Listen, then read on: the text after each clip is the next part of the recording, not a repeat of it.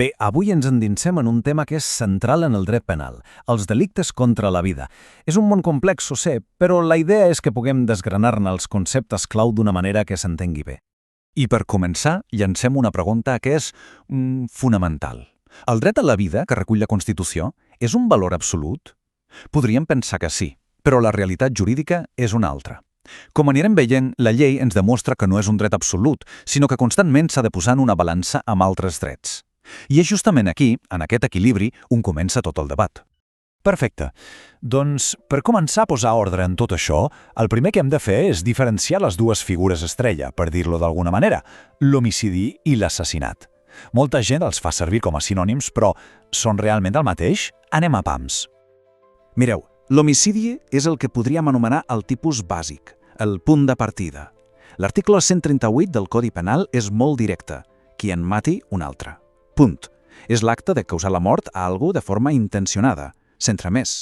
Però, i aquí hi ha la clau, sense que hi hagi cap de les circumstàncies específiques que veurem de seguida i que són les que eleven la gravetat dels fets.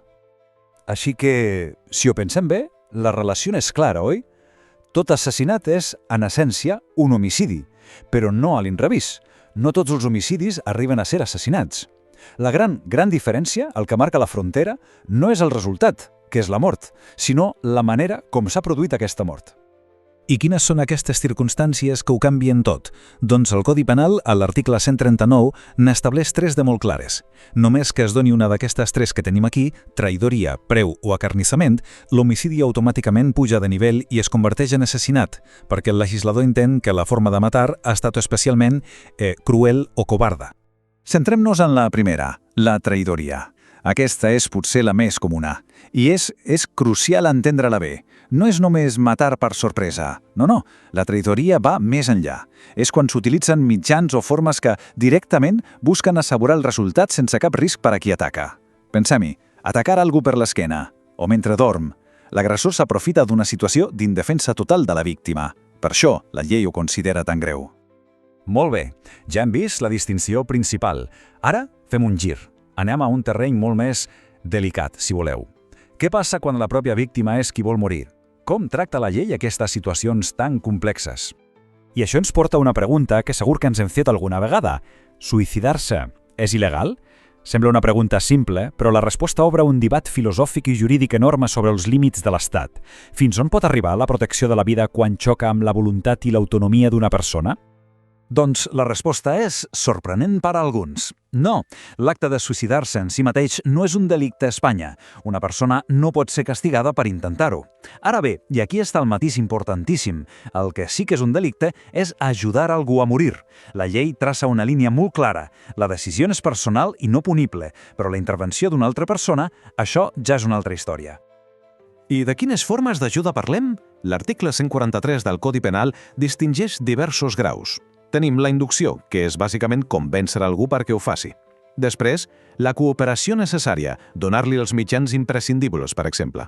I finalment, el cas més greu, la cooperació executiva, que és quan algú directament executa la mort, sempre, això sí, a petició expressa de la víctima. Veiem que la llei gradua la responsabilitat, però l'eix de tot plegat és que la voluntat de morir ha de ser ferma, lliure i conscient. I precisament dins d'aquesta ajuda a morir trobem una figura que ha generat molt de debat social, l'eutanàsia. La llei la regula com a una forma específica d'ajuda al suïcidi, però amb una pena molt més baixa. Per què? Perquè reconeix un context molt concret de patiment. Però atenció, les condicions són extremadament estrictes. Cal que hi hagi una malaltia greu i incurable que provoqui un patiment constant i insuportable. I, per descomptat, una petició clara, sèria i repetida per part de la persona. Hem parlat de la vida, de la mort, però i l'inici? Quan comença la protecció penal de la vida? Aquesta pregunta ens porta directament a un dels temes més controvertits, la regulació de l'avortament. Aquí veurem un altre cop com la llei intenta fer equilibris. L'enfocament legal de l'avortament a Espanya ha fet un viatge considerable. El 1985 es va despenalitzar en 3 supòsits molt concrets, el que es coneix com un sistema d'indicacions: perill per a la salut de la mare, violació o malformacions del fetus. Però el gran canvi va arribar el 2010. Es va passar d'aquest model de causes a un model de tèrminis. Un canvi de paradigma total, que posa el focus en el temps de gestació.